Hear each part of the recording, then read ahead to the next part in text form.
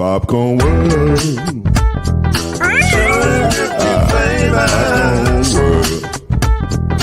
Popcorn world. Yeah.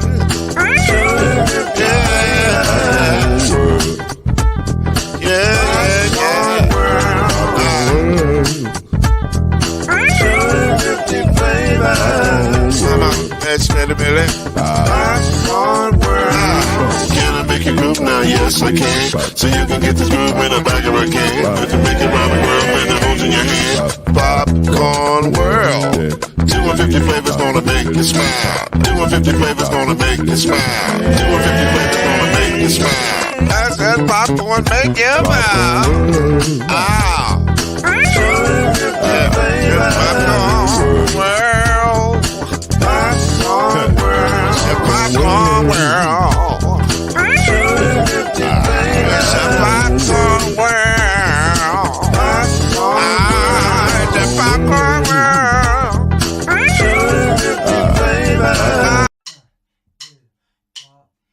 You're now listening to BLEV in the ACC with Heisman Trophy winner and Florida State legend, Mr. Charlie Ward, Wave 3 TV, and Fern Creek Hall of Famer, Kendrick Haskins, and Mr. Talking Noise himself, and of course, Mama Noise's name, Lloyd Smith. And now, it's time for BLEV in the ACC. You know, ever since this eclipse came, I've been hit with nothing but water here in the great state of Arkansas. It's raining. And it's raining dogs. Where did that come from? Where does that come from? It's raining cats and dogs. You might know. Who knows? It's an older reference. It's a what? It's an older reference. It is an older reference, and it's. I don't like it because I don't want cats or dogs falling from the sky. Neither one is a good thing. Did you see that video of that cat falling off that building and just walking away? No. Yeah. The cat was hanging on. Who knows? It was hanging off a deer life and fell off and then just walked away. Because that's what cats do. Cats are a strange animal. They are resilient, yes, and they annoying, and they carry much attitude, much like the fan base of the University of Kentucky. So, see what I did there? See how I connect all the dots? Okay. It's been a long week. It has. A strange and long week. But we're here. Kendrick Haskins is right there. Charlie Ward is right there. He's got some reverb issues with his sound. He's gonna work it out. We trust Charlie. We trust him. So we're glad to be here with you on BLEV in the ACC. Shout out to Twitter, who is now joining us. We appreciate that. The good people of Twitter joining us on the broadcast. It's been a strange week, to say the least. And it's not even over yet. Because coaches are jumping ship. Listen, the dominoes are about to fall. Mr. Calipari tipped over the domino. Now all the other dominoes are going to be falling. It's about actually, the domino actually started following at SMU. Technically, that's true. Because that was a weird jump to me. Andy Etfield leaving USC to go to SMU. Well, listen, if you know SMU from a financial perspective, it's not a weird jump because they got money out the wazoo. So I get that part. But it just seemed like a strange, man, USC's the SMU's a better job than USC now? Well, I mean, I guess if you factor in financially. Financially, it's a much better job. No. Cost of living. So, Charlie? Yeah, factor in cost of living, paying your assistant coaches, because I've heard that argument for years about coaching in California is that it's hard to pay your assistants because the cost of living is so high. And so, yeah, that's part of it. Plus, there's no state income tax in Texas. Right. It's expensive. And California is super California. expensive. And there's people leaving California left and right. So, yeah. From that, you may not get more. The check better. might be bigger in California, but it don't at the end stretch of the day, it's not going to stretch as far. Yeah. What do you think, Charlie? I mean, of course, everybody always talks about finances, which is, something that we need for sure. But to me, I just think, relationships and happiness, what is it called? Not the cost of living, or is just living in general. Mental health, yeah. You're talking mental health stuff. I mean, all those are factors that I do believe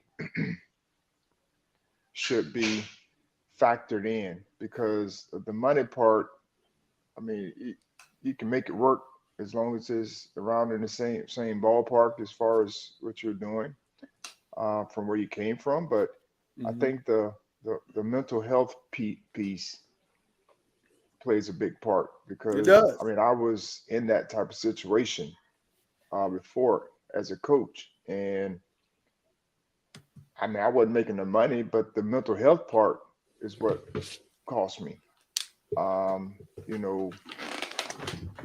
My life, but it cost me, my health. And so I think that has to play a big part in some of these decisions, because a lot of times we always go towards, how much money someone is making or is going to make, as opposed to thinking about their mental health. Because if you're always having to look over your shoulder because you may not be holding up the expectations of somebody or your boss, that weighs on you. The stress part weighs on you. And so sometimes it's better to get a restart, a refresh, to start that clock all over again.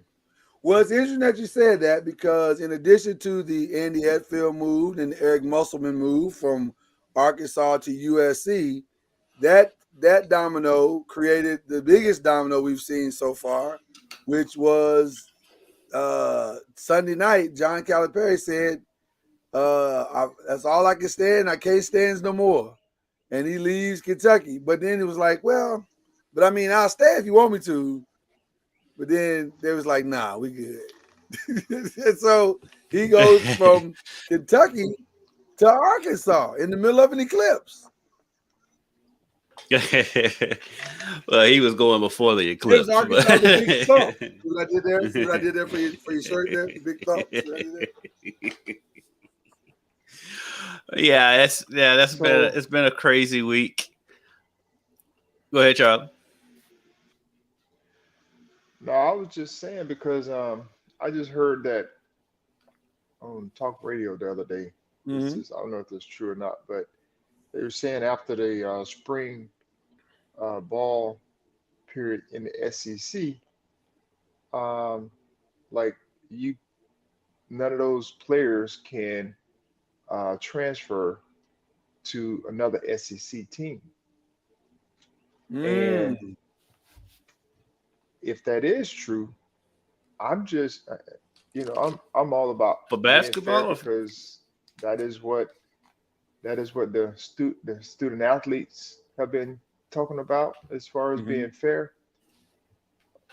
Why can't coaches do it like in spring, like now? And there are no rules and regulations around that part of it. You don't want someone that doesn't want to be somewhere, and so you're going to kind of let them move on. But if that is a rule for the players, then I think it should be a rule for the coaches or even administrators as well. Okay. In that situation though, I don't know. That's the first time I've heard that. But in that situation though, with coaches, I mean, when else are they going to leave for basketball? Because the basketball season just ended. And so, and then when else are they going to go? Yeah. But it's been a long week. It's been a long month since basketball season actually ended here, because with Kentucky getting knocked out in the first round, Louisville not making the tournament, and then IU not making the tournament, going out early. And women going out. And so it's been a long month with Kenny Payne getting fired, Pat Kelsey being hired, and then everything that started transpiring on Sunday when we first got wind that Calipari may be headed to Arkansas. I heard it like early in the day on Sunday, and I just kind of blew it off as more internet nonsense.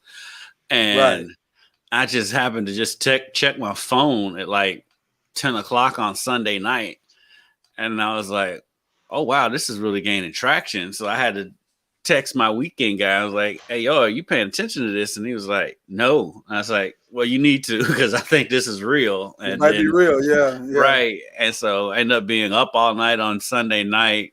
And I think we pretty much got the confirmation at like 12:30, 1 o'clock in the morning that it was going to happen. Well, then, so Monday comes and you don't really hear anything, but it was obviously because they didn't want to overshadow the national championship. And so Tuesday we get the video from Calipari thanking the Kentucky fans and everything, and basically saying goodbye.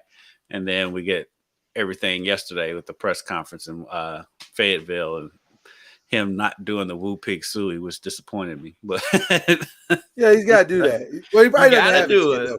Listen, every coach I've ever seen get introduced there.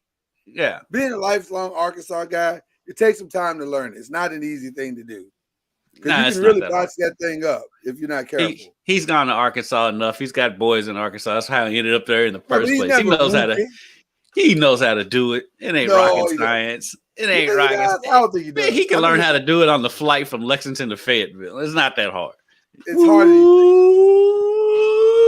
Pig suey. That's not it. They would put you out of every restaurant with the pig suey you just did. So, but you know what? Listen, I'm not the coach.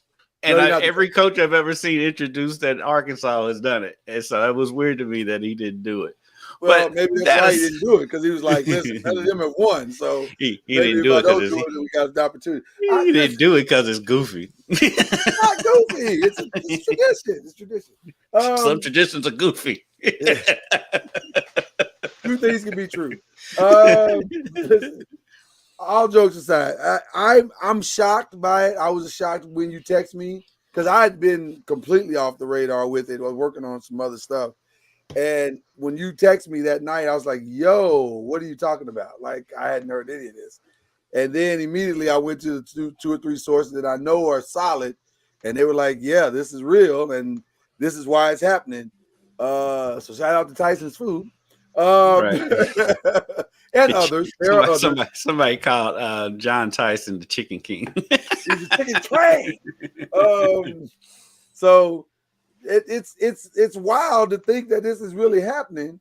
And then how far is this going to reach is the real question, because immediately it looks like either, more likely it sounds like it's going to be Scott Drew that's going to get the job, although there are some Billy Donovan traction, but not a lot. Man, look. But you're in the state, kid. You can tell us if it's down. Are you leaning more toward Drew or Donovan? I'm not considering Billy Donovan whatsoever. Okay. It sounds like from everything that we're seeing, we could get an announcement as early as today. It's most likely going to be Scott Drew. Which, by the way, shout out to Scott Drew for igniting a rivalry early, because just weeks ago he told Louisville, I just don't think I want to do that. I'm committed to Baylor, and it's okay, and I'm here. Yeah, part of that too, though, mental health at Baylor is not as prevalent as he thought it was, because he's willing to jump to Kentucky. Well, he's probably going to get 3 times the salary at Kentucky, and he's got a relationship, a past friendship with Mitch Barnhart, the athletic director at Kentucky. Who doesn't? And so, right, and like I think Mitch has been wanting to hire Scott Drew for a long time. And so I think that's what plays into it, how they was able to get him and why he didn't go to Louisville. And plus other factors too.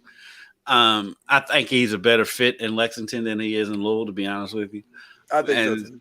And so, but like the Billy Donovan thing, I'm so sick of Billy Donovan being mentioned every time there's a coaching open, especially at this point when he's been out of the game, out of college basketball for about 10, 15 years now. And the college basketball landscape is vastly different from when he was there. So he'd have to learn all the NIL, the ins and outs of NIL, the ins and outs of the transfer portal. And he I'm sure he'd have to reestablish relationships as far as the recruiting trail and all that stuff. At his age, I don't see why he would want to do that. And then you go from the NBA where you're coaching adults to having to start recruiting 15 and 16-year-old kids again. I don't see why any professional coach would want to go back to college to begin with. So I never considered Billy Donovan as an actual candidate, especially when you're given the fact that they're still playing. They have the play-in tournament next week, and the clock is ticking as far as recruiting goes. I mean, Kentucky's already had Aduthiero, Onyenso, Dillingham declared for the draft yesterday, and two of their prize recruits that are supposed to come in this year have already decommitted. Most likely transfer, but reopen recruitment again. Reopen their recruitment, which we all pretty much know what that means. And then Zvonimir Ivicic, the 7-footer they got from Croatia, most likely he's leaving. He's going to leave too. So you've got to stop the leaks, and you got to get somebody in there now to be able to recruit. And plus, Scott Drew's got some guys too. He's already got some guys lined up. They're supposed to go to Baylor that may end up following him to Lexington. So I think it's a thing where you had to go ahead and hire somebody. I think Dan Hurley probably got the first call, and then it went to Scott Drew. Yeah, I got to go back to Charlie for just a second because you mentioned mental health. That's Charlie leaves the screen. Well, I mentioned mental health, and there you go. I wonder if some of that maybe wasn't part of the departure with Cal, because he left $33 million on the table. Most people don't leave $33 million on the table. Well, the contract he got at Arkansas, real quick, it's on the annual salary just on the surface when you look at it. It's about $1 million less than it was at Kentucky. But with all the incentives, he's going to get he's basically the $1 million that Musselman had to pay Arkansas to leave is basically going to Cal. he's getting a retainer bonus and in a couple of weeks. So he's getting retainer bonus. So the salaries will basically even out at the end of the day. And so it wasn't that, but I sincerely say it was mental health. The reason why he left Kentucky. I mean, it's a stressful job, and the fans were getting very loud, and that seat was getting very hot. I thought next year was going to be the last year regardless, and so it just ended up happening a year early. Charlie, what are your thoughts on that? No, I agree. Like I said, sometimes even $10 million is worth leaving on the table when you're making $20 million. As opposed to $30 million for your mental health, because if you can't enjoy it, then it's miserable anyway. Yeah. And so I just think it's important sometimes for us to stop looking at the salary of what someone is leaving on the table or making, as opposed to the mental health aspect, because that to me is worth a change. And we don't know. I mean, we kind of know in here, but when we see these types of moves made, sometimes you want to get the same or similar salary somewhere around in that area, ballpark. But I mean, for Coach Edenfield, I don't know how tough it was, coaching LeBron James' son, and being in that environment, and the pressures of having to try to win or whatever the case may be. Because when you see these moves like this made, I just used his son as an example because I can only imagine having to try to coach type of situation. Mm-hmm. It's, there's been some thought, and all you need sometimes when you're thinking about something, all you need is someone to come and knock on your door Yeah. and say, "Would you listen?" And as soon as you start listening to a situation that may be what you would consider favorable or comparable, then you're like, "Hey, I think I'm gonna move on." And I think Coach Enfield's move was very similar to that because sometimes you can't imagine leaving USC to go to SMU, but we do know that SMU is moving to the ACC next year, Right. which is is not a bad move for the basketball program. Fantastic. And Yeah. because we think because we're associating SMU from where they were before, where conference Exactly. they were in before. Right. And so SMU is a different um basketball program now that they're moving to the ACC. Mm-hmm. Yeah. So to me, that wasn't a surprising move. He wouldn't have moved there if they were still in the conference they were currently in. Right. Right. They were in, yeah, currently in. Right. So I think all these moves are, has to do a lot with the mental health aspect, um, because of just the stress that comes along with those types of jobs, which is stress everywhere. But you want to go where people Mm-hmm. want you to be, and you People want love to you. feel, some semblance of love. And support And and we've talked everything. about that somewhat. Yeah. We've talked about that somewhat on the show too, and it made me think about Charlie when the whole Hurley thing came up because around here, oh, this is Kentucky. We get wherever we get whoever we want. We'll just throw a whole bunch of money at them, and I'm like, have you watched Dan Hurley? That dude's happy, and happiness outweighs money every time. It should. And I mean, we've seen a lot of people sacrifice their happiness for money, and it ends up happening. And so I'm like, Dan Hurley's been around the block enough to know that money's not everything. That dude is UConn. I mean, he's going to be there. There was no way he was leaving that situation. Yeah, I want to be very clear. And we were trying to be clear last week to help the Kentucky fans. There's no way he was going to Kentucky. He would have to be a stone cold idiot to leave that. The peace that he probably has found in stores. Mm-hmm. He's winning despite his location. That location means nothing. And UConn, I mean, if you look at it, UConn's had tons more success than Kentucky has over the last 30 years. Way more. Not even close.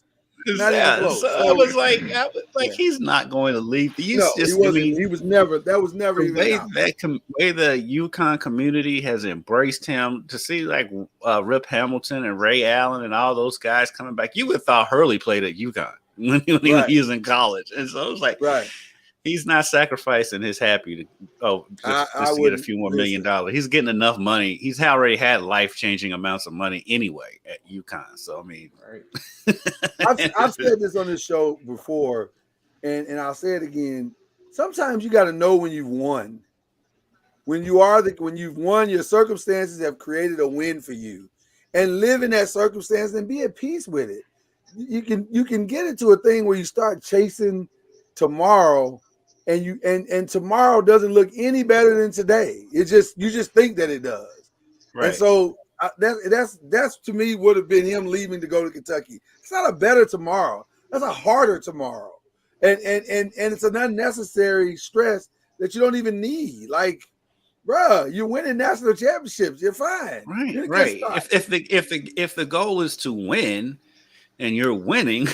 Why would you leave that winning situation? Which to be honest with you, when you've won, when you basically rebuilt your roster. Which brings me back to Scott Drew. Like, I feel you, dog, with the relationship, but This ain't Baylor. No, it is not. It is not Baylor, and I'm sorry, but 19 wins, 22 wins, that ain't it. You go find out real quick. This is a whole different monster, and I feel you on the money. Money helps your family, and I just think sometimes I'm Charlie. I'm Team Charlie on this. That happiness is a monster, because man, when you can live in peace and happiness and joy, the money works itself out. It kind of works itself out, because then your expectations are different anyway. You never miss what you never had. So I don't know. Scott Drew, God bless you, man, if you take that job. But I don't know if I would leave Baylor to do that. Scott Drew's had a bigger situation than what he's going into if he takes the Kentucky job. When he came to Baylor. Right. He took a really, really tough situation and turned it into gold in a lot of ways. And so I think he has the confidence to know that he's capable of doing a similar thing at Kentucky, which is not in the same state. I guess not in the same state as he found Baylor. And when he got to Waco, so I guess he feels like this would be a great opportunity for him to be at a blue blood program, which Baylor to me is in that boat as well. I mean, he's won a national championship at Baylor before, so I guess he feels like this is a great opportunity for him, and he may need a change as well, because you're starting to see his program at Baylor kind of slide back into the pack, in a sense where they're not getting the different things. But the crazy part about it is, Texas and OU leaving. You're gaining some other programs coming through the Big 12, but you could still be one of the big dogs in the Big 12, even though U of H is there. My bad. No, but again, I'm with you, Charlie. I listen. When you make a decision like this, the only thing I say to you is you better be right, because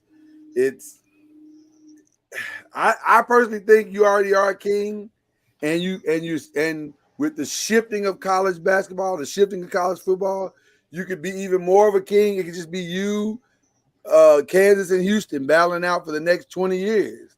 And so there's something to be said though. There's something to be said though about winning at a school like Kentucky or Kansas or Duke or Carolina, those blue blood schools.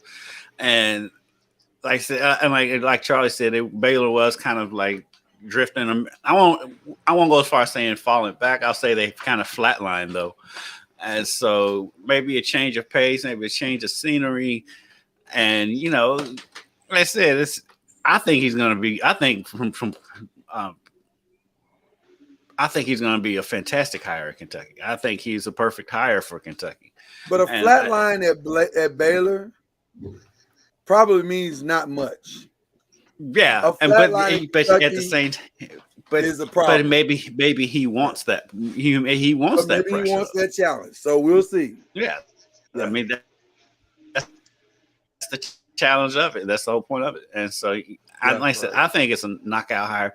I saw, because I'm dealing with a lot of the crazy fans, and they for one, they was all going to hold Dan Hurley and Billy Donovan and Rick Pitino, which I was like, they're not going to hire Rick Pitino either.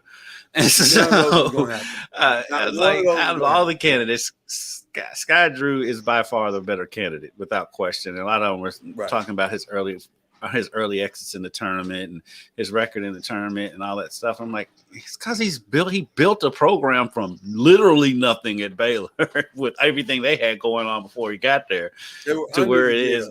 They were under the gym. And so for them to come up and win a championship, and I saw people discrediting it all, it was the COVID championship. I'm like, title's a title. Like, you know, right. Championship, you still had to go through a 64 team field to get there. Exactly. So, and they beat a really good Gonzaga team to do it. And so I think it's a home run hire for Kentucky. I understand why he took the job, because I mean, it is once in a lifetime that you're going to get offered that job. And so, and he's saying you've already got a good established relationship with the athletic director. And so I think it's a home run hire all around for everybody. And hopefully we get that closure in the next few hours. Because I'm tired of it. It sounds like you just want sleep. That's what that sounds like. Yeah, I'm tired of looking out and people have my sources, and you ain't never been to a press conference, and you ain't got no sources. So I can't wait for it to be over with. Well, speaking of things we can't wait to be over with, much like the song "Dueling Banjos," is that a song? Is that the name of the song? That the dueling. Yes. Yeah. Well, now we got dueling lawsuits. Florida State, Charlie's alma mater, has been granted the green light, I guess, to proceed with what they want to do in the state of Florida with their lawsuit. And so it looks like, while one lawsuit is the one in well, let me re-establish what I'm saying. The Florida State lawsuit will be stopping for a minute, I guess. The one in Tallahassee, whereas the North Carolina one will continue. I think is how it's working. So we got two different lawsuits at two different stages doing two different things. And basically all of this is to say, ESPN, can you just help us out here? What are you talking about? So, Charlie, what is your semblance of thought as it relates to all of this nonsense? I just wanted to hit it real quick because I knew it was a thing, but what is your sense of understanding as to any of this that's going on?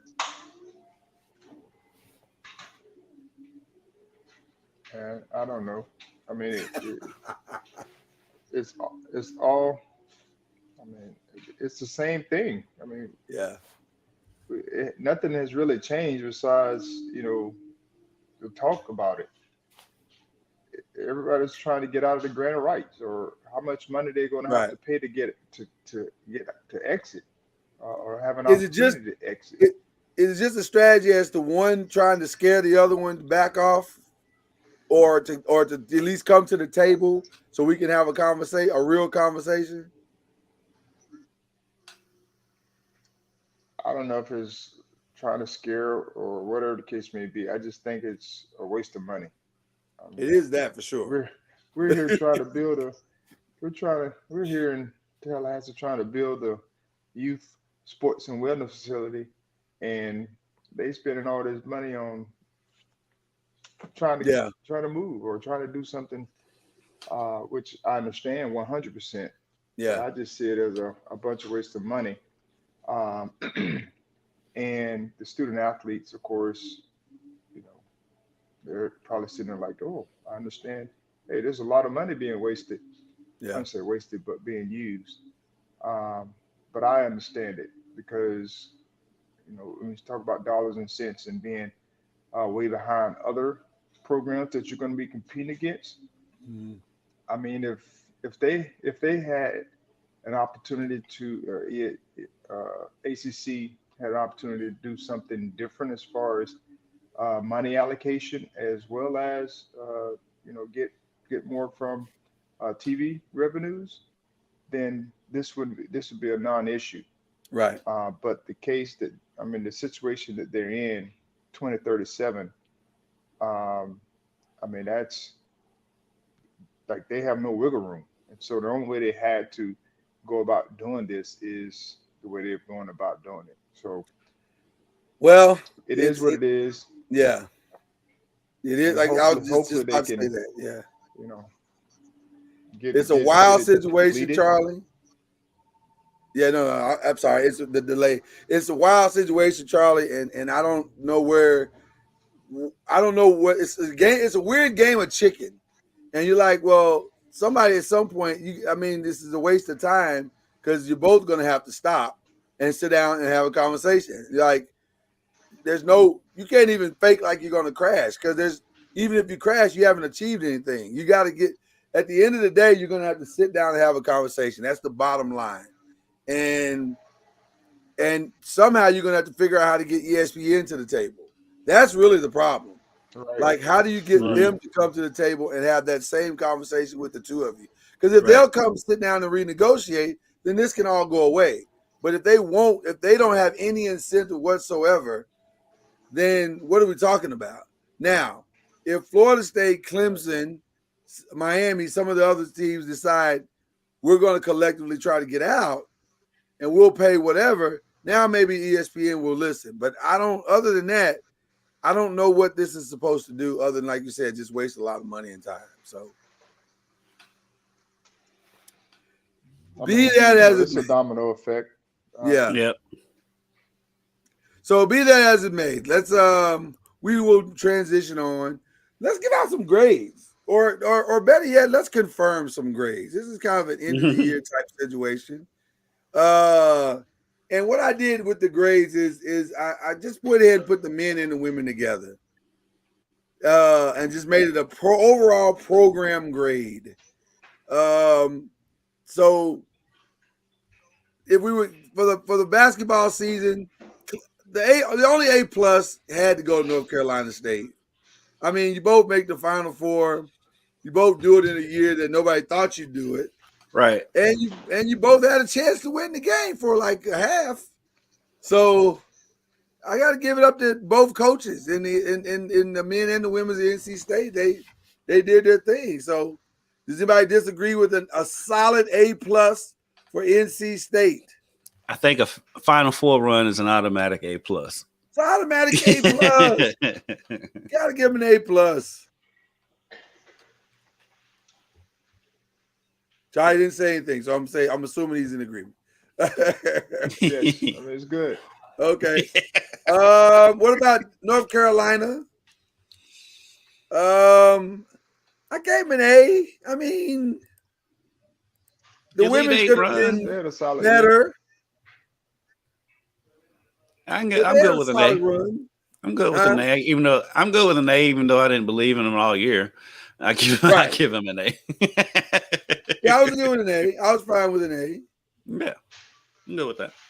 Would you give him an A, Charlie? You got that look in your eye, Charlie. Doesn't feel like you're solidly giving an A. Hey, okay, all right. What about Duke? Duke gets an A.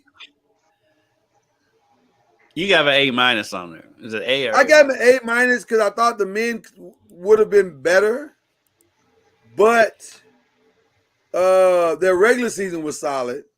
They just weren't as. The tournament was okay. Duke, both of them, I didn't really trust them all season. But I can't run from the run they had in the tournament. They both made. Did Duke make the Elite Eight or was it Sweet 16? I think they made the Sweet. I thought they made the Sweet 16 and the women made the 8. I think which is why I got the A-. I think actually, to be honest with you, the women's run saves them because that's where I landed. Because I'd give the men's basketball team down to a B. Right, but that women's run was like solid. That was kind of out of nowhere. Speaking of B's, Clemson solid B+.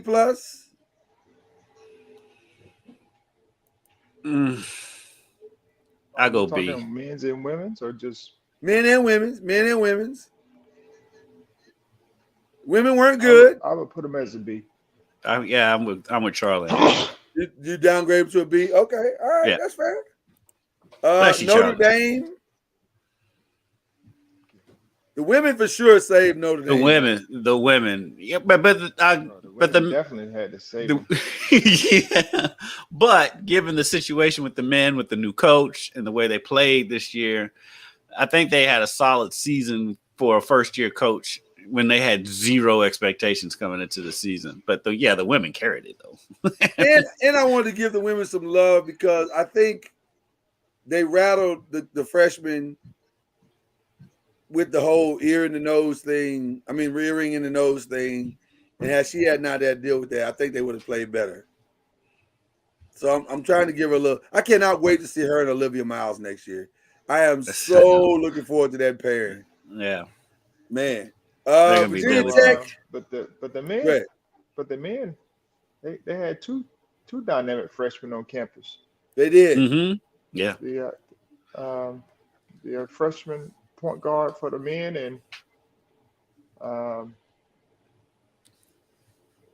and then Hidalgo. Yeah. Burke and Hidalgo. Yeah. So they got. I think Notre Dame's on the upswing for sure. Oh yeah. What about Virginia Tech? That gave them a solid B. Because of the women, mostly because of the women. The women, yeah. Yeah. Would have been interesting to see how they finished the season had Kitley stayed healthy. Right. I think they were a Final Four team at Kitley stayed healthy. Possibly. He's making moves at Kentucky already. He's hit the ground running. Well, he's got Georgia coming. Georgia, they were coming. Yeah, he's made some nice moves already. Has Kitley used her COVID year? Is she following him? Nah, she's done, I think. Can she play in the WNBA? ACL. So yeah, she's a WNBA player. Not next year. Not next year, right? Right. I think she gets drafted. Rehabbing. Yeah, she'll be rehabbing, but I think she'll get drafted though. Second round though. Yeah, because you'll have to sit her out. What about Syracuse? Only because the men made a solid run late. That's the only reason I gave them the B-. That's the only reason. Because they made the playoffs.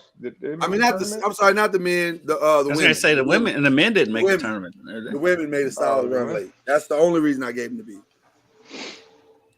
I'm grading them like I'm kind of grading Notre Dame on a curve because they had a new coach. And the men. So I'm good with the B-. I thought Red had a good year. Yeah. For the men, for his first year, and the women, I thought they maxed out.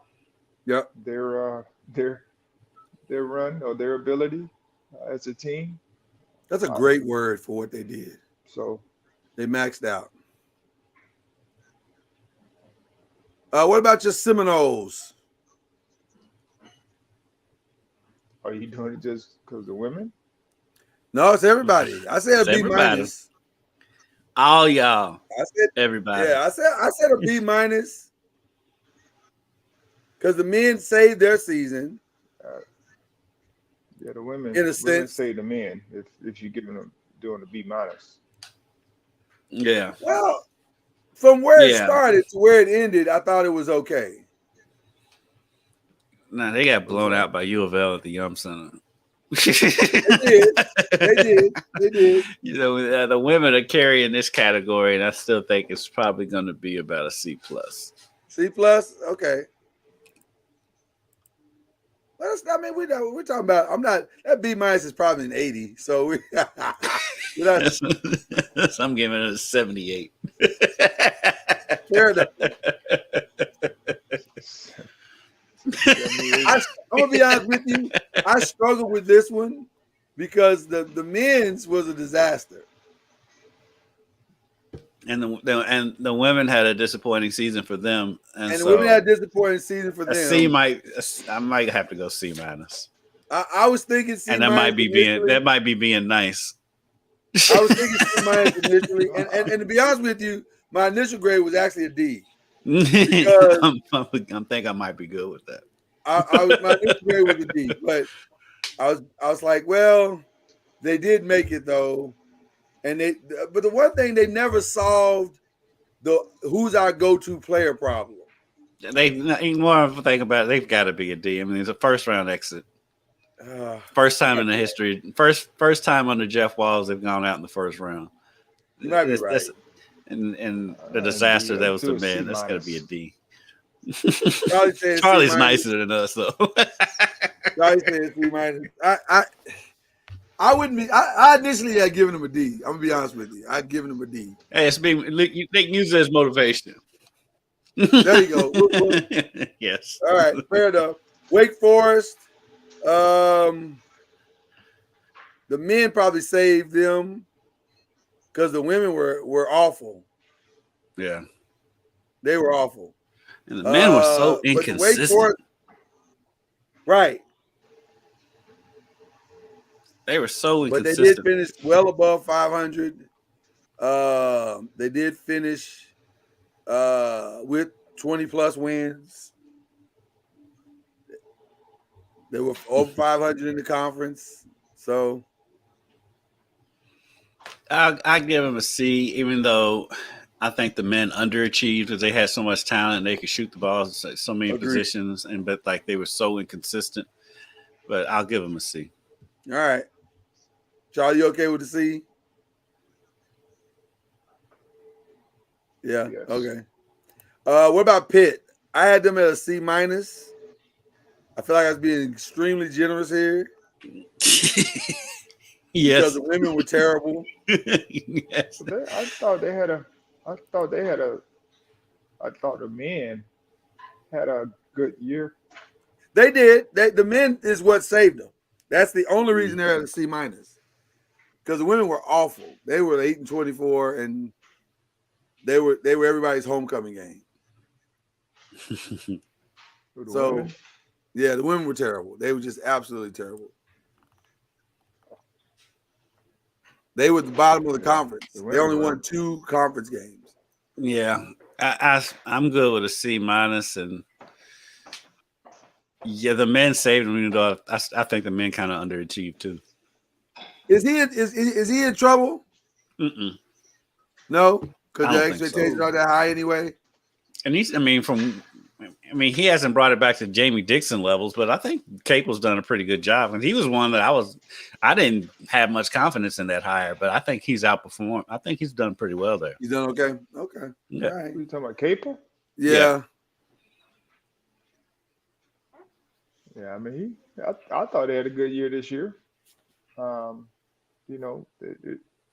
They're bringing in talent still, and I think they beat some quality teams this year.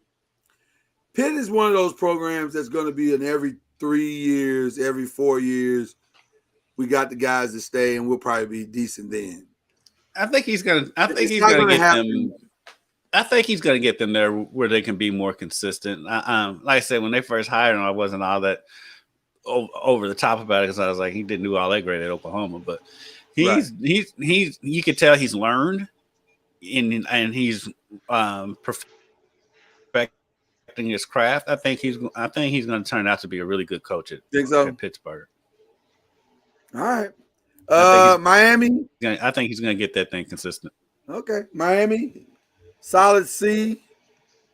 I might be being generous here only because the women were yeah, they U of L level. Yeah, the men were They're terrible. U of L level. The men were terrible. They were off. Right. And they coming off a Final Four run with most of that roster intact. That's a D right there. That's a D right there. You think it's a solid D? I'm okay with a D there. I'm not married to that C-. What says you, Coach Junior? He's always going to be nicer than us, though. I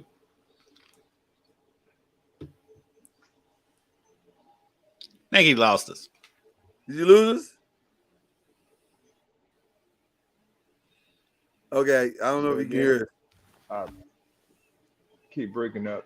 Okay. Miami's great. Miami, being generous, C-, because women or men weren't stellar. So The women saved it. That would be generous. I'd say it's probably more of a D, but I'm not married to either one of those C minuses. So, and in Virginia is the same. I'm not married to the men saved them because Virginia finished. Technically, they finished third in the conference. Who, Virginia? Yeah. That was by default. Right, by default, exactly. What's that letter say? What was that? I can't argue with that as much as I want to. What's that letter right there? I see a solid D on your shirt there. I see a solid D. Well, then the last three will be easy. Or last two will be easy. JYD. The last two will be easy. Then Boston College, it was a solid D, and Georgia Tech with a solid D. I don't think there's any arguments to be made there. Either one of them. I think you could say that the ACC was rather top heavy this year. It was top heavy. And despite all of that, the ACC as a conference did very well. I mean, it did very well. So, all right, let's look at some final things. The mock drafts are out. A couple of mock drafts are out. One of the drafts is coming up. Is it Monday? Is it Monday? The 15th? WNBA draft. Is it Monday or Tuesday? I think it's Monday. So who do the women have in who does the ACC have in that draft? Right now, I don't know. Let's take a look at it together, shall we? Let's take a look at it together. There we go. So right now, ESPN is projecting that Caitlin Clark, to the surprise of no one, is going to go first. I take issue with Cameron Brink going second. I really feel like the more solid pick to me is Carmela Cardoso, but I mean, I'm not mad if they take Cameron Brink first, second. But if you're trying to replace Nneka Ogwumike, to me that seems more like a Carmela situation than a Cameron Brink. But what do y'all think about that one? I could go either way. I think I lean towards Brink myself just because I think she does give you more options offensively. Cardoso, they got them taking both, so I guess it works. It works out. Well, if you can get both, then right, it works out both. So, Rakia Jackson from Tennessee going third. I don't necessarily love Rakia as much as I love the other two, or even Angel Reese for that matter. And I don't remember a standout game for Rakia. And then I wonder I guess I'm kind of with you on that. I think I may put Angel Reese right there, but I don't know their roster. I don't either. And it's the Sky. And the Sky are they're kind of rebuilding because is Dana Evans still there? Huh? Dana Evans still there? I think Dana's still there, but obviously no Candace, they lost like some really key parts to their championship team that was there a couple of years ago. So they're really rebuilding. And you wonder if Rakia is a true Teresa Witherspoon type player. Because Teresa's got a grit to her. You would think she wants that toughness. That's where I can honestly see Angel Reese fall into that spot. Now, they got Aaliyah Edwards going to the Dallas Wings, which, by the way, if that happens, Dallas Wings might be my pick to sneak into the top of the thing next year, because that puts a solid team around Nneka, not Nneka, what's her name? Agumbawale. Her last name is Agumbawale. Yeah. Played Notre Dame. You know what I'm talking about. Yeah. From Notre Dame? Yes. That would put a solid, because her front line would be, you know what the irony of that team would be? They would look like the female version of the Dallas Mavericks. With her being a solid Luka type player, and then a front line like what Dallas has now that can just rebound and putbacks, and I mean, it would be a solid team. And I think Aaliyah Edwards would make a great addition to that. So you got Angel Reese. Daisha Fair is the first ACC player that pops up going into the Connecticut Sun. She's so underrated. She's so underrated. She's a scorer. Fan.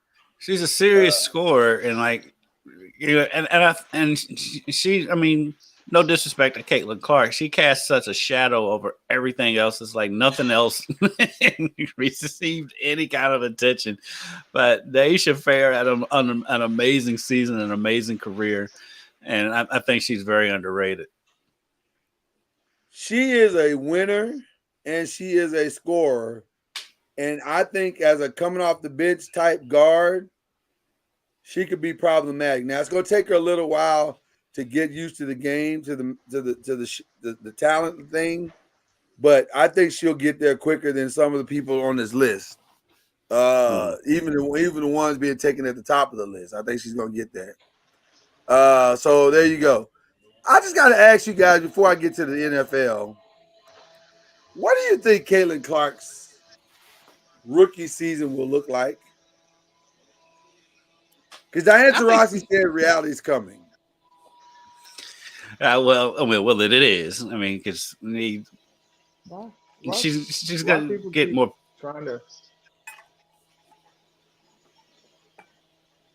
Why people keep trying to forecast someone's first year? I mean, how many rookies have come into the WNBA and done well? I mean, like where they are 3 years from now.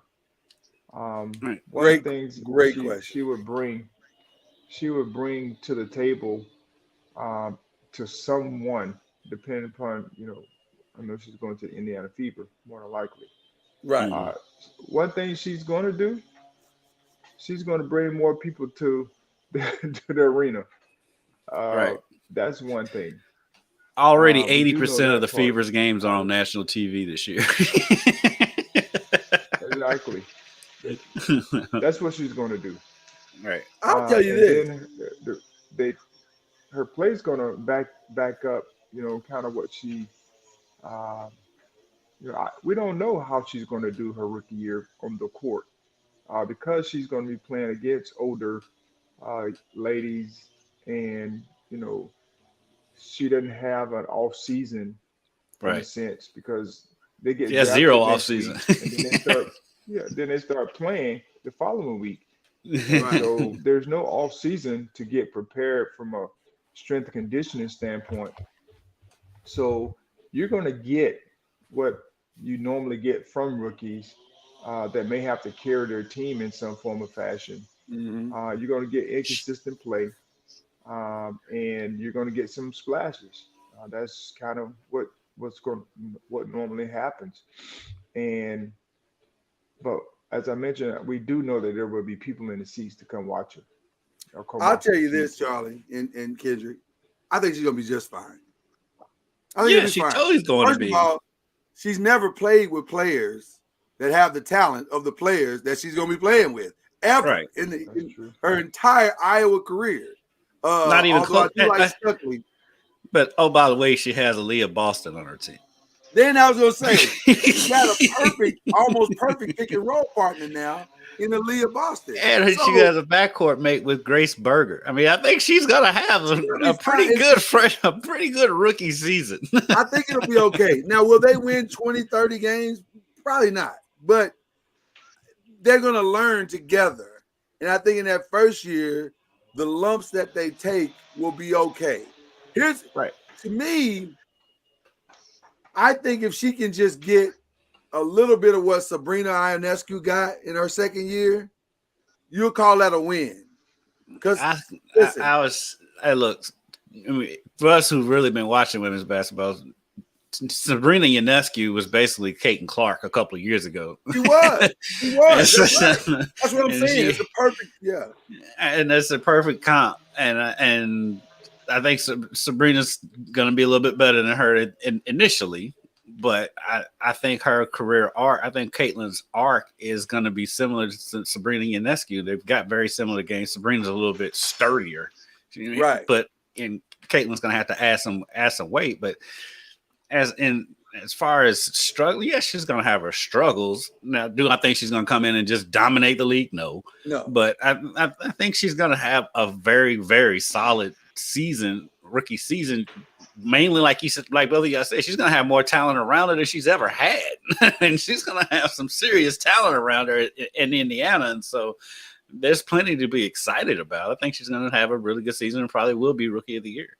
If she averages 12 to 15 points and maybe 4 or 5 assists a game, to me, that is a phenomenal rookie. To me, she's Rookie of the Year at that point. Because I don't know what other expectation you would have of her. She's not going to score 30 a game. That's not happening. She might sneak up on some weaker teams and get 30.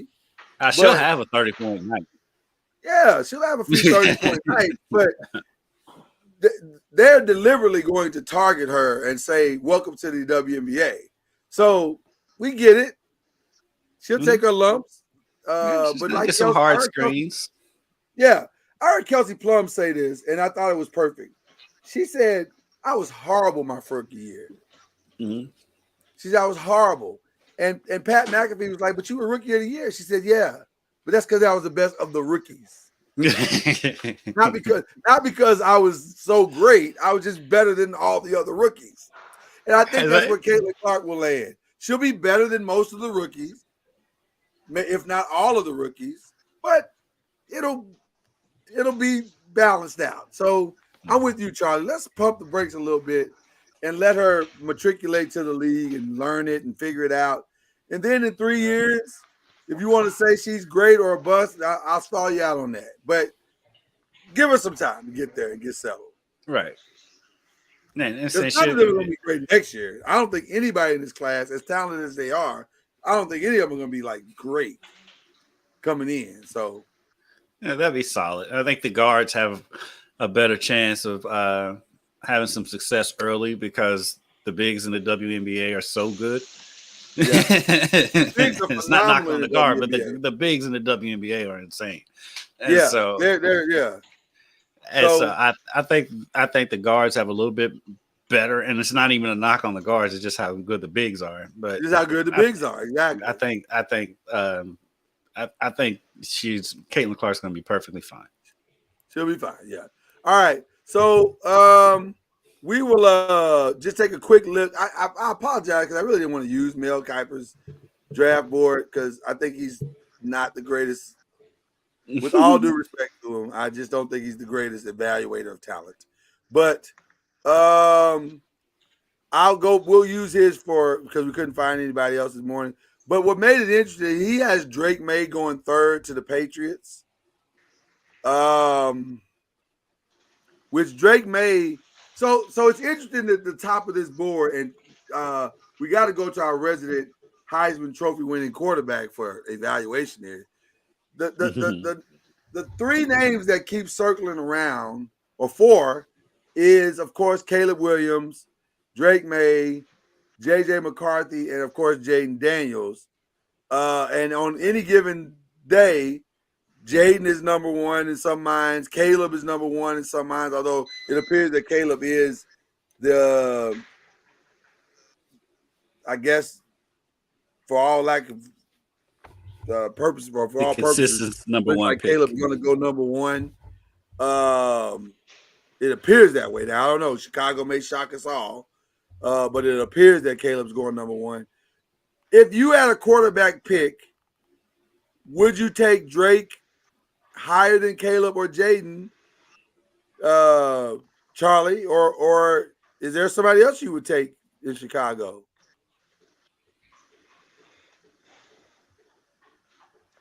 No, I would take Drake May over Caleb or Jaden. Okay.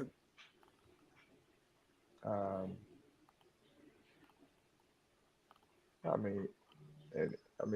that's purely off of college film and ability. But all of them will have their moments where they will be successful, and some will get on the field sooner than others, depending upon where they, where they land and the team's plan for the quarterback position for the young quarterbacks. So it'll be interesting how they all develop because I mean we're talking about Justin Fields. I mean, you start looking at the quarterbacks that have gone high in the draft. I mean, most of them haven't done as well as what people would expect or Yeah. want from them. You may have an outlier here and there, but all the rest of them, you know, have gone to situations and they've fizzled out. You know, take Justin Fields for instance. Yeah. Who would you Kyler guys? Murray. I mean, I was gonna say who the two of you, if you were picking number one, because it appears Chicago wants a plug and play guy. Who is the plug and play guy out of this draft, quarterback wise? I mean, it's the top two. well, the You think it's either? Washington, they're in the same boat, right? I was gonna say they're in a plug and play situation as well. Is it Jaden So, and Caleb and then I mean, everybody you else? go- To me, it is. Yeah, and you take those two. Take those I- two, and I mean, you're gonna put them in a situation. I feel way more comfortable with Jaden than I do with Caleb. There's just something about Jaden that I like, that I favor as far as competition, than I do with Caleb. Something with Caleb to me just, I don't know. It's one of those gut things. You just say, because one of the comparisons I heard this morning on Get Up, shout out to Get Up, one of the guys said he's got a lot of Kyler Murray in him. And I was like, well, that's not good. That to me, I wouldn't. That's a terrible comparison to me. I don't want that as a franchise quarterback. Like the twitchiness, I wouldn't want any of that. So if I would definitely lean toward Jaden at that point.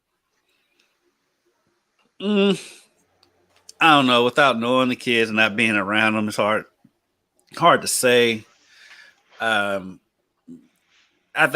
do think that Caleb Williams is going to be a little polarizing a little bit just because he just seems to beat by a different drum. He does. Yeah, and so I think, yeah, but and like some of the things he does, I don't know how they play in a city like Chicago, but they had Dennis Rodman there, so as long as he comes in there and wins, they're not going to care. And Right. Work ethic is going to be above everything, but yeah, right. And so he can come he's in there different, and man. He's a different. he's a different dude. He's a different cat, but he can come in there and win. None of that stuff matters. It don't matter. He can wear what he wants, do what he wants. Right. You know, I just the second ACC player off the board is on Mel Kiper's board is Graham Barton from Duke, the center fluctuates between the two, and then Jared Verse at 21 going to the Dolphins, which would be a massive steal on their capacity, and would fill a need because with Bradley Chubb and Jalen Phillips being out, they need an edge rusher, and Jared might be the perfect. And they lost Switch McCollum from Clemson to the Raiders. Oh, that's right. They lost. Yeah, that's exactly right. I forgot about that. So that's a super need for them. They may jump up and try to go get Jared early to make sure that they get him. You know what I mean? Mm-hmm. But he's rated the number one DN. I believe he's the number one DN on Mel Kiper's draft board, which I think he is the number one DN. I've not hidden my love for Jared Verse all season long. I love the kid. I think he's amazing. Would you guys co-sign that, or would you take him that high? Or yeah, I would, and I can see moving up to get him. Of course. Yeah, I think he's amazing. And then there's no other ACC player that Mel Kiper has in the first the first round. This first round is going to be very, very interesting, though. The quarterbacks at the top, I'm just curious to see how that's all going to play out. Because Drake May to me is fascinating. I didn't know he didn't play his senior year in high school. Did you know that? Did he what? No, I did. He did not play his senior year in high school. So what you saw I didn't realize that either. in college is what you got. So he's probably the most not ready quarterback we've seen in quite some time. Like, it was the last, not the last QB, but it was one of the QBs from North Carolina. They had a very similar makeup. Trubisky, yeah, Trubisky, where he didn't have a lot of starts under his belt, and he got chosen, high in the draft, and he didn't pan out as well. But hopefully, Drake will be different. His I hope so talent's too. A little different. I hope so too. But if he's going to New England, well, New England's gonna want plug and play. I don't know if he's plug and play, especially in New England is. I don't know if they're ready for plug and play. I don't think they're they going to do. be going through some challenges, seriously. Right? As far as their season is concerned. So if their plug and play is just to get reps at that position, because the expectation is not to win right now. Right. And so it would be to help build for the future. Charlie, did you think they would be better off if they do draft a high quarterback like Drake May or whatever, getting a veteran to start the season? I think so. And let him sit behind him for New England. I mean, that's all. Yeah. I mean, I think that's good for all of them. I mean, you look at Patrick Mahomes. Right. Yeah. You look Aaron at Patrick Rodgers. Mahomes, Aaron Rodgers. I mean, all the ones that have, that were high in those areas, draft Lamar. picks, when they had Lamar, whenever they have a chance to sit and watch for, even if it's half a season, and or one season, you look at Jordan Love. I mean, he's benefited from being able to sit and watch for those years. He looks outstanding. I just think it's very helpful. Yeah. I think it's very helpful for them. People say, well, experience on the field. Yeah, I mean, but some of that's good. But we all have, what they call it? PSD? No. PTSD. Yeah. So all that plays a big factor, because that stuff you can't unlearn. Once you experience all of that, and sometimes it's good, early on, but sometimes it's not. You know why I agree 100%. You know why I agree 100%, Charlie? Because I think about people like Bryce Young. Bryce Young spent his entire first season on his back, just fighting for his life. There was a terrible offensive line. So now, I think they've tried to fix some of that in this offseason, but the memories still remain. So you wonder, how quickly can he get past what he's experienced to have us to transition upwards in his career? That's not a small thing when you're getting sacked as much as he got sacked last year. And so I agree with you 100%. I think there's nothing wrong with waiting. What's wrong with waiting and getting some time to figure it out and to learn and to grow? Nothing wrong with it, man. There's nothing. I'll tell you why. Because they're at the top of the list right now. They're benefiting from waiting. I'll tell you why. Because people see the outlier and think that's supposed to be the rule. They see what C.J. Stroud did as a rookie, and they think that's supposed to be the rule. That's not the case for every single quarterback. And CJ Stroud also had a very advantageous situation when he got there. He has had two receivers of all world that people didn't see coming, but those two receivers were fantastic too. I mean, not taking anything from CJ, but those receivers are amazing. Not to mention the fact that he had a schedule that was perfect for a rookie quarterback. Yeah, he plays in the AFC South. Right, exactly. So that helped tremendously. And it's not a knock on him because it helped him build his confidence to when they did go up against the better teams in the league. That he already had built his confidence.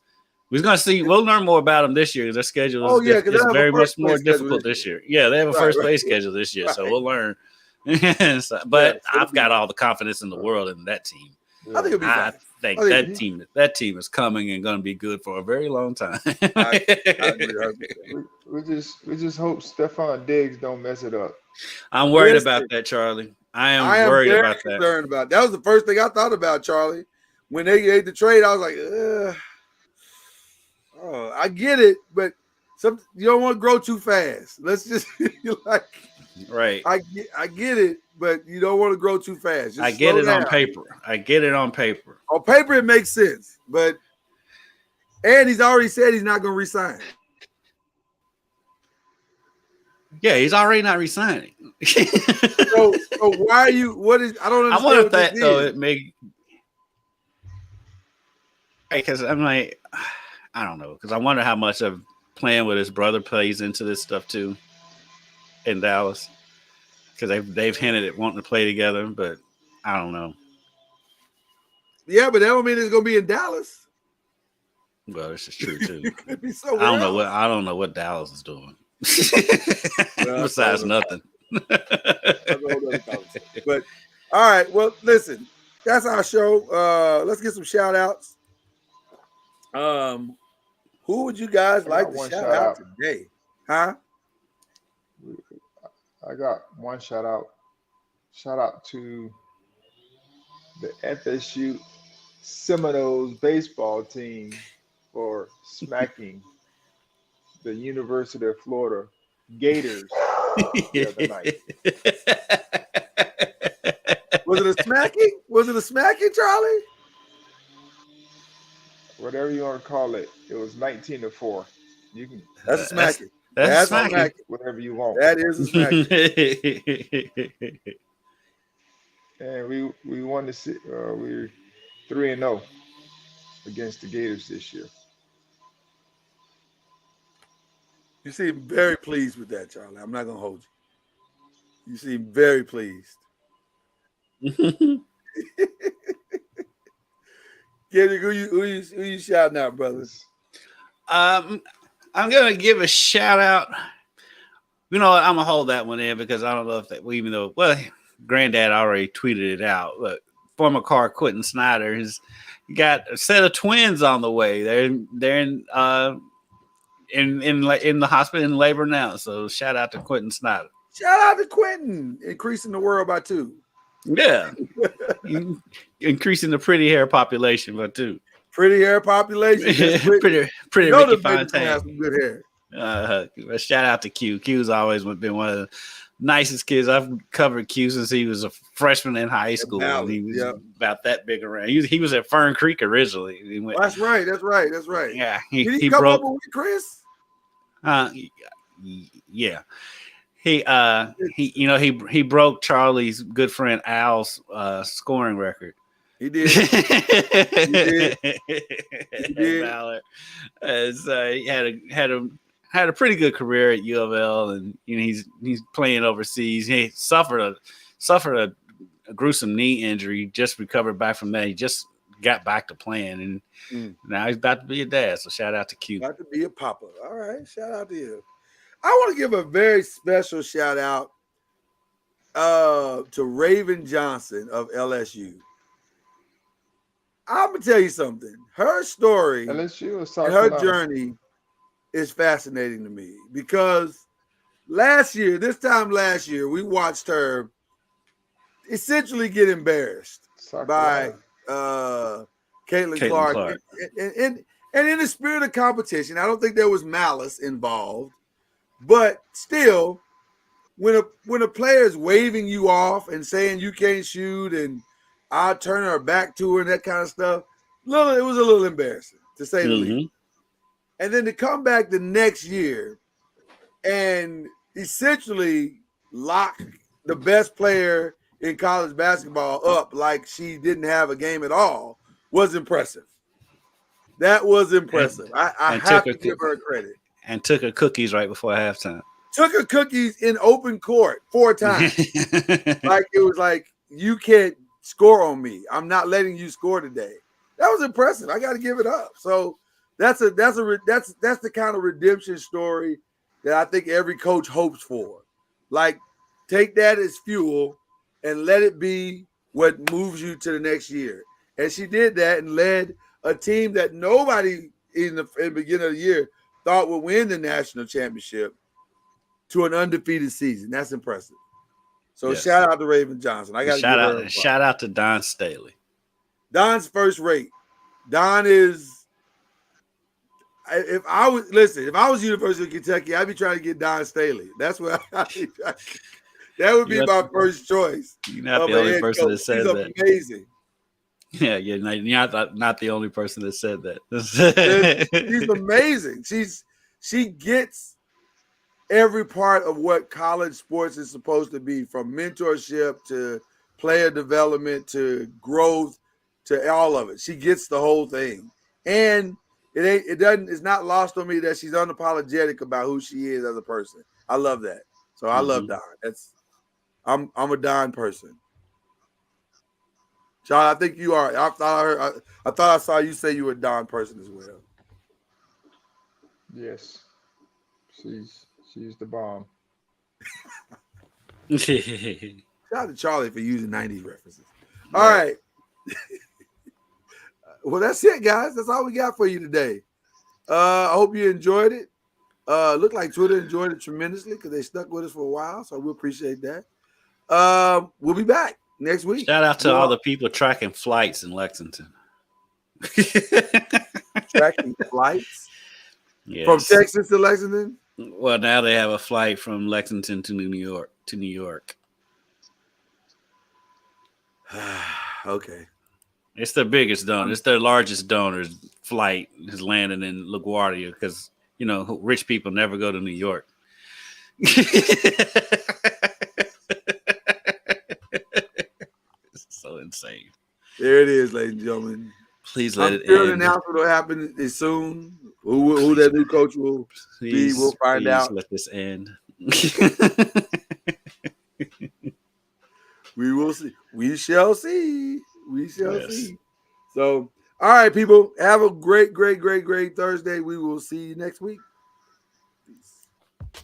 You've been listening to Believe in the ACC with Charlie Ward, Lloyd Spence, and Kendrick Haskins. Please like, follow, subscribe, and share from the Noisemakers page on Facebook and on YouTube. And you can also listen to us on Spotify, Apple Music, iTunes, and wherever podcasts can be heard.